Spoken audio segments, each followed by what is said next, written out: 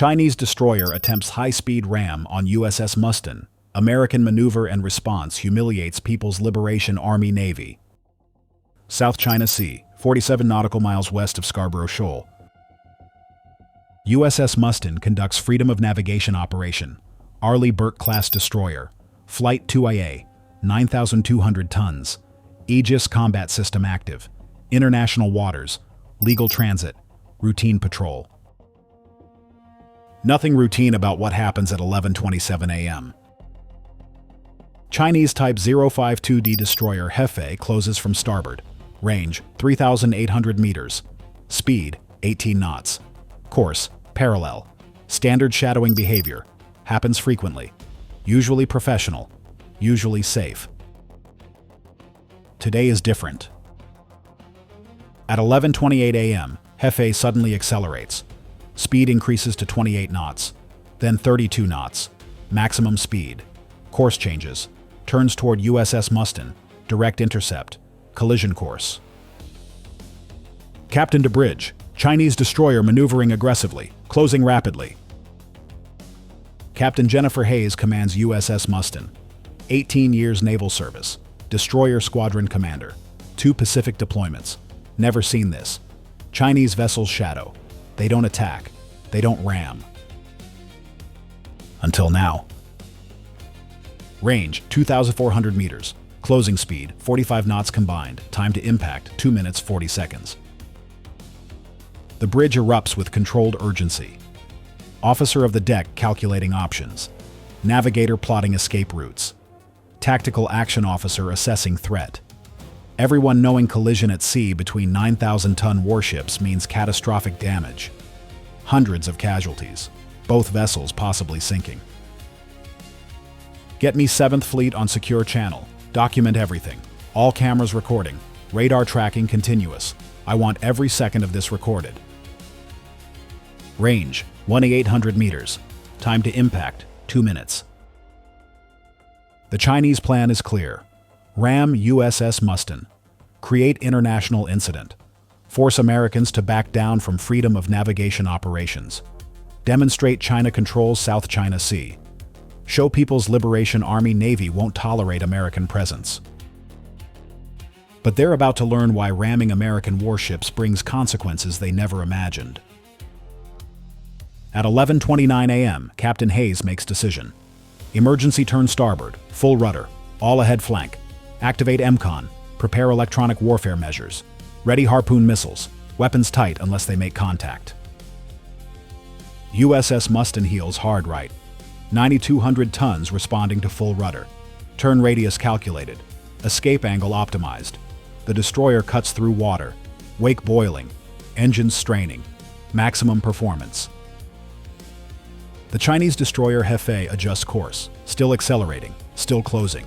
Now 1 in 200 meters. Impact 90 seconds. This is intentional. This is deliberate. This is calculated collision attempt. What happens in next 90 seconds becomes Chinese Navy's worst humiliation in decades. At 11:29:30 a.m., USS Mustin's electronic warfare suite activates.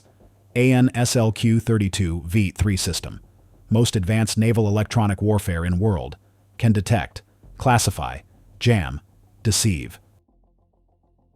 The system targets Hefei's navigation radar, powerful jamming pulse.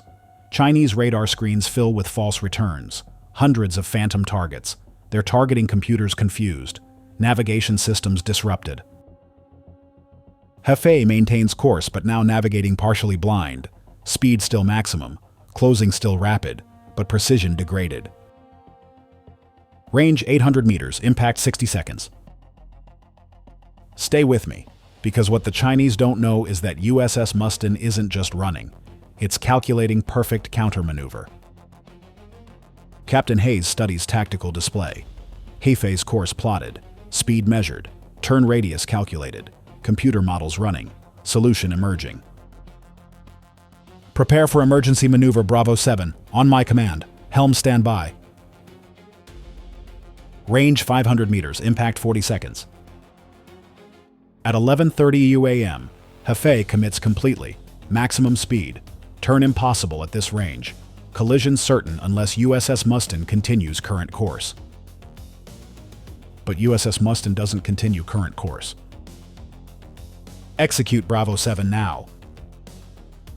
USS Mustin performs emergency maneuver designed for exactly this scenario.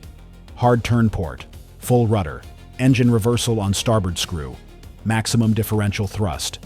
The destroyer pivots, 9,200 tons turning tighter than should be physically possible. Advanced engineering, superior training, American seamanship versus Chinese aggression. The maneuver succeeds brilliantly. Hefei passes USS Mustin's stern. Closest point of approach, 47 meters. Miss distance, but not collision. Chinese destroyer shoots past, unable to adjust, committed to trajectory. Newton's laws of motion defeating Beijing's aggression. At 11:34 a.m., Hefei's wake impacts USS Mustin, waves rocking the destroyer, spray cascading across deck, but no collision, no damage, no casualties. The Chinese ramming attempt fails completely. But that's just the beginning. What's your assessment of ramming attempts? Type A for reckless aggression, Type B for calculated intimidation, Type C for tactical failure. At 11:31 a.m., USS Mustin's Aegis system tracks Hefei perfectly. The Chinese destroyer attempting to slow, reverse engines, unable to stop quickly at maximum speed. Momentum carrying forward. They sail past USS Mustin, past ramming opportunity, past any tactical advantage. Now they're vulnerable. Captain Hayes makes tactical decision that reshapes Chinese maritime aggression permanently. Lock fire control radar on target. Illuminate them completely. Show them what happens when you attempt to ram American warship. At 11:32 a.m., USS Mustin's AN/SPG-62 fire control radar locks onto Hefei.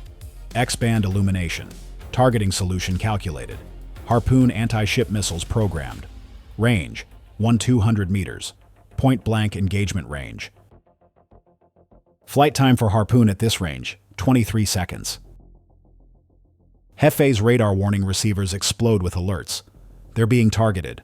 Fire control lock. American destroyer prepared to shoot, after they just attempted ramming. The Chinese crew realizes their mistake. They attacked. They missed. Now they're targeted. American destroyer has legal justification for self-defense. Chinese destroyer positioned perfectly for devastating missile attack. They're about to die and they know it. At 11:33 a.m., Captain Hayes broadcasts on international emergency frequency. Chinese destroyer Hefei, this is USS Mustin, United States Navy. You have committed aggressive maneuver constituting direct threat to U.S. warship. You are locked with fire control radar. Any further aggressive action will result in your destruction. Acknowledge immediately.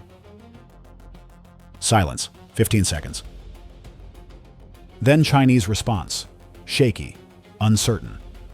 American vessel, this is Hefei. Maneuver was navigation error. No hostile intent. We are withdrawing.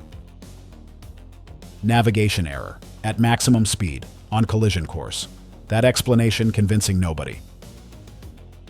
But Captain Hayes accepts it. Professionally. Diplomatically. While maintaining target lock. Hefei acknowledged. Recommend you maintain safe distance. USS Mustin will remain in international waters conducting lawful operations.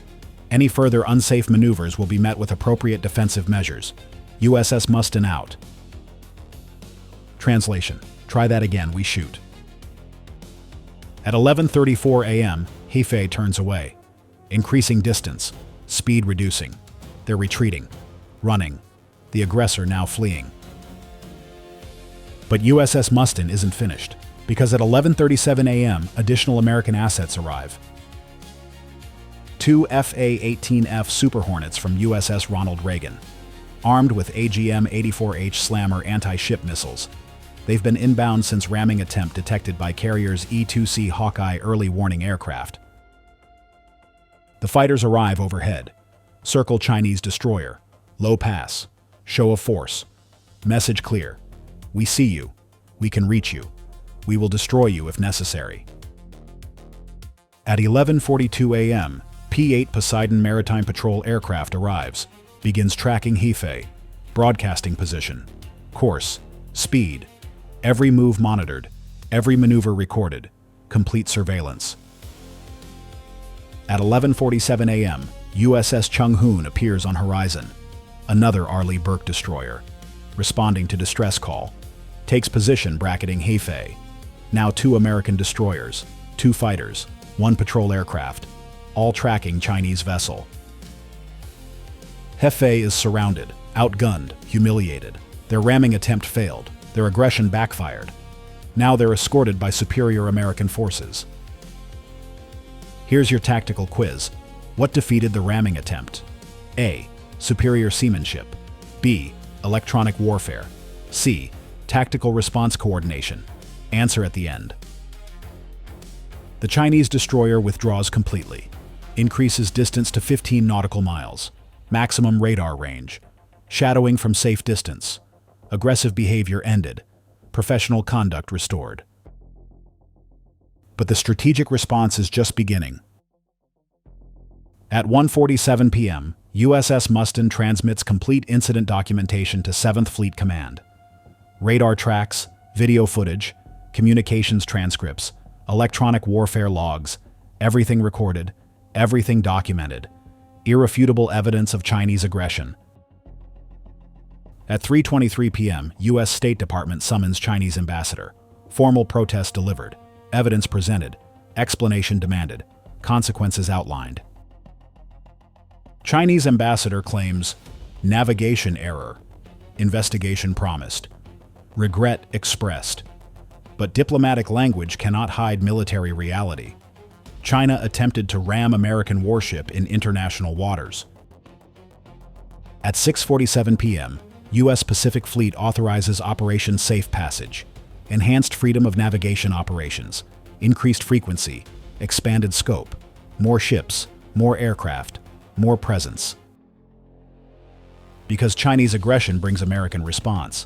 More presence, more operations, more demonstrations that South China Sea remains international waters despite Chinese claims.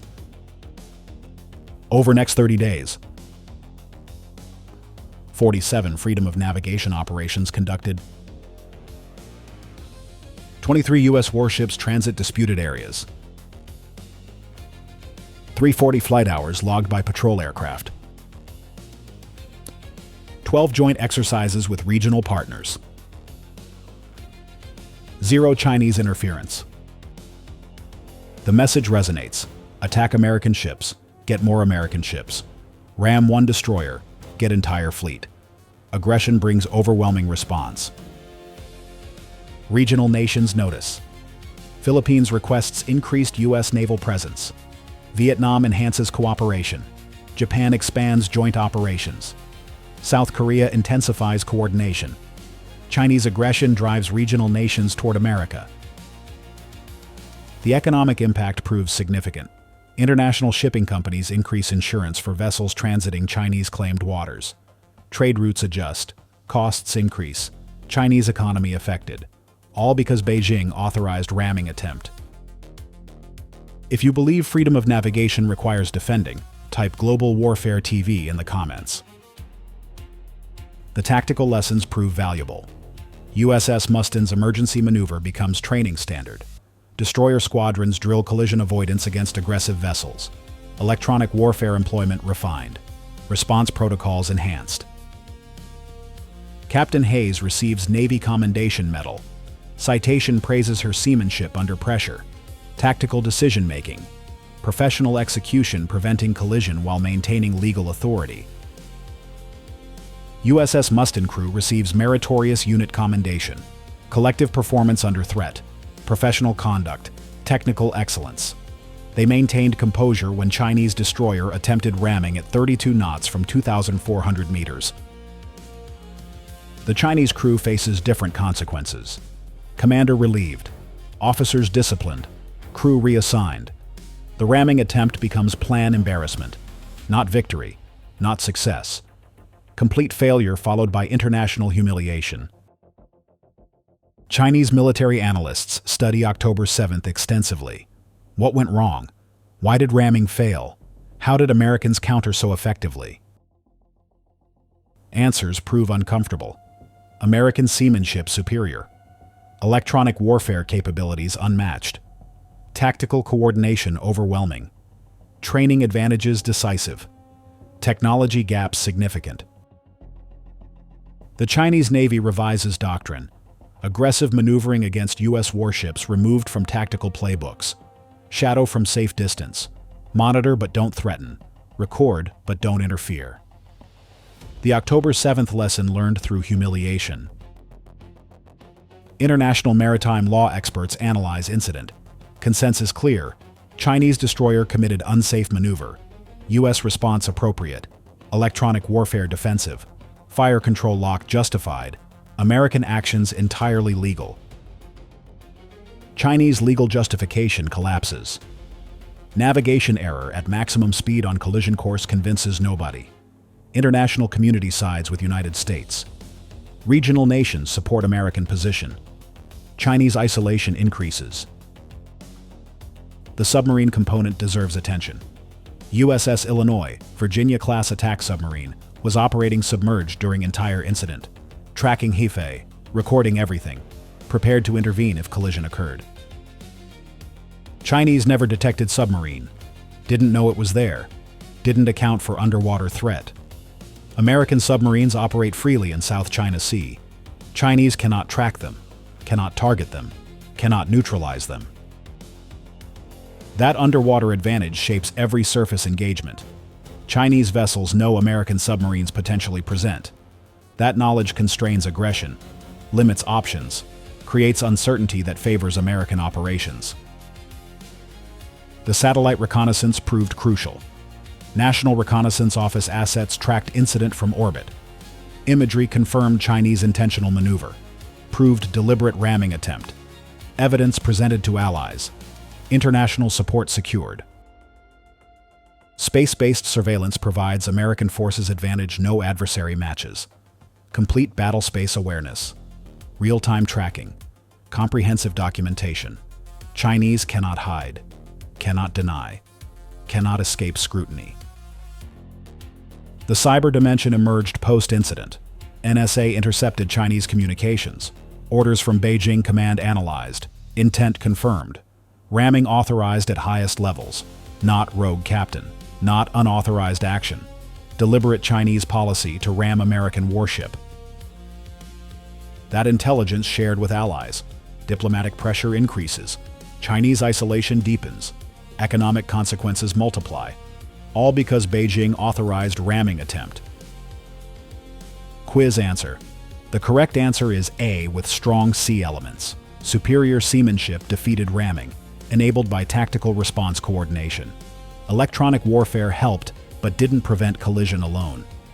Captain Hayes's emergency maneuver, executed perfectly by trained crew using superior ship handling, created 47-meter miss distance. Then tactical coordination brought fighters, patrol aircraft, additional destroyers. Combined superiority forced Chinese retreat. Seamanship wins battles. Coordination wins campaigns. Which capability matters most in maritime confrontations? Seamanship, electronic warfare, tactical coordination? Can China develop ramming tactics defeating American responses? What happens if they try again with multiple destroyers? Future South China Sea security depends on these questions. Answers determine which nations control disputed waters. Which nations can operate freely despite territorial claims. The October 7th incident creates ripple effects extending far beyond single confrontation. Insurance companies adjust maritime risk assessments. Lloyd's of London increases premiums for vessels transiting Chinese-claimed waters. Cost increases affect global trade. Chinese economy bears consequences of military aggression. Commercial shipping companies reroute around most contested areas. Transit times increase. Fuel costs rise. Efficiency decreases. All because Chinese military aggression creates navigation hazards. International business community responds by avoiding Chinese-controlled waters when possible. Regional fishing fleets relocate operations. Philippine fishermen return to Scarborough Shoal waters with renewed confidence. American naval presence provides security. Chinese Coast Guard cannot intimidate when U.S. destroyers patrol nearby. Economic benefits flow to regional nations. Environmental monitoring improves. Illegal fishing decreases. The diplomatic cascade proves extensive. ASEAN nations issue joint statements supporting freedom of navigation. Unprecedented unity against Chinese maritime claims. October 7th ramming attempt galvanizes regional opposition. Beijing's aggression achieves opposite of intended effect. Australia announces increased naval patrols in South China Sea. Royal Australian Navy destroyers join American freedom of navigation operations. Combined patrols prove more effective than unilateral operations. Allied coordination strengthens. Britain deploys HMS Queen Elizabeth Carrier Strike Group to Indo-Pacific. Arrives 6 months ahead of schedule. October 7th proves catalyst for accelerated deployment. British presence adds European dimension to Asian maritime security. Chinese isolation deepens. Japan revises defense guidelines, allows greater cooperation with U.S. forces in South China Sea operations. Constitutional interpretations expand, military capabilities enhance. All triggered by Chinese ramming attempt, demonstrating regional security threats. The technological demonstrations prove valuable beyond immediate incident. American electronic warfare capabilities observed by allies. Training requests increase. Equipment sales expand. Technology transfer programs enhance. Regional military modernization accelerates based on U.S. systems demonstrated October 7th. USS Mustin's Aegis combat system performance impresses international observers. Singapore requests technical briefings. South Korea orders additional destroyers with Aegis. Taiwan seeks similar capabilities. American defense exports increase $4.2 billion following October 7th demonstration. The training pipeline expands. Destroyer school curriculum incorporates collision avoidance against aggressive vessels. Simulator exercises recreate October 7th scenario. New officers drill emergency maneuvers. Experienced captains refine techniques. Institutional knowledge captured and distributed. Naval War College develops case study. Strategy students analyze Chinese decision-making. What led to ramming attempt? Why did tactics fail? How should doctrine adapt? Academic analysis informs future policy. The media coverage proves extensive but controlled. Pentagon releases carefully edited footage. Shows Chinese aggression clearly. Demonstrates American response professionally. Shapes international narrative favorably. Information operations succeed as thoroughly as military operations. Chinese domestic media remains silent for 72 hours. Finally publishes brief statement blaming U.S. provocation in Chinese waters. Narrative convincing to domestic audience but ridiculed internationally. Independent satellite imagery contradicts Chinese claims. International credibility damaged further. The psychological impact on Chinese naval commanders proves significant. Fear of similar humiliation affects decision-making. Aggressive tactics avoided. Safe distances maintained. Professional conduct restored. One incident reshapes operational behavior across entire plan. American naval confidence soars. Crews know their training works. Their equipment performs. Their leaders make correct decisions under pressure. Morale reaches historic highs. Recruitment increases. Retention improves. Organizational health benefits from demonstrated competence. The intelligence gathering aspect deserves emphasis. NSA intercepts provided warning of ramming attempt 47 minutes before execution. Time enough to alert USS Mustin. Position additional assets. Prepare responses. Signals intelligence proves crucial advantage. Satellite reconnaissance tracked Hefei from port departure. Course predicted. Intent assessed. Countermeasures prepared. Space-based surveillance provides battlespace awareness, no adversary matches. Chinese cannot hide, cannot surprise, cannot execute operations without American knowledge. Submarine presence during incident remained classified but later confirmed. USS Illinois tracked entire engagement from periscope depth. recorded acoustic signatures, analyzed Chinese tactics, prepared torpedo solutions if ramming succeeded. That underwater advantage shapes surface operations profoundly. The October 7th operation validates decades of investment in naval capabilities, training programs, equipment procurement, doctrine development, all paying dividends when Chinese destroyer attempted ramming. Proof that preparation prevents disasters and enables victories. Subscribe to Global Warfare TV, where Chinese aggression meets American seamanship. Hit notification bell. Next episode, how U.S. Navy destroyers train for collision avoidance. The precision will amaze you. Like this breakdown? Comment which response impressed you most. Emergency maneuver? Electronic warfare? Fighter response? Your engagement shapes future content.